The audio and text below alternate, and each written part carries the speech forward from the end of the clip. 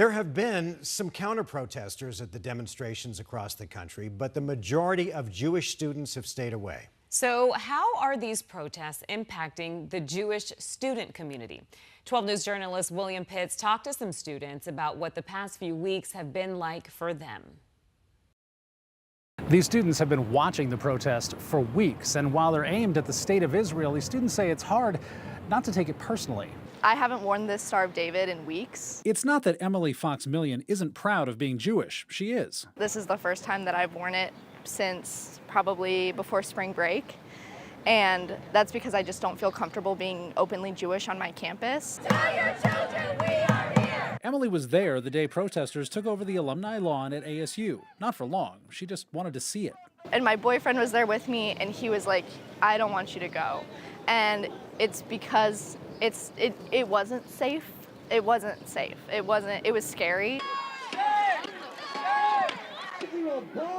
72 people were arrested that day, charged with trespassing. The signs about genocide, from the river to the sea, basically abolishing Israel. I know that Israel is important to the Jewish people, and therefore it's important to me.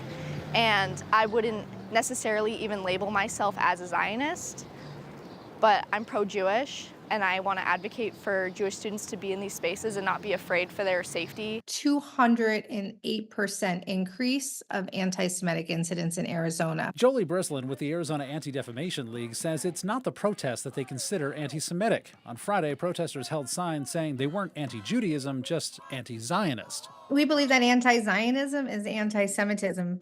You know, denying a Jewish homeland, denying Jews the right for self-determination, that is anti-Semitic. I think when you're saying that Jews don't have the right to have a safe place to go, that can kind of be taken as anti-Semitism. Nate Eisenberg is a junior at ASU. He says the protests gloss over the October 7th Hamas attacks that killed more than 1,000 people. I've spent a lot of time in Israel over the past year and a half. I lived there over the summer, so I mean, it was really hard watching that happen, and it's been hard seeing the response being in positive for the terrorist organization that carried out the attack. There's no easy solution for a conflict that's been going on for decades since Israel became a country. It is more complicated than just a protest or ceasefire.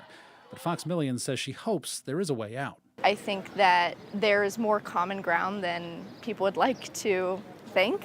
William Pitts, 12 News. All right, Will, thank you.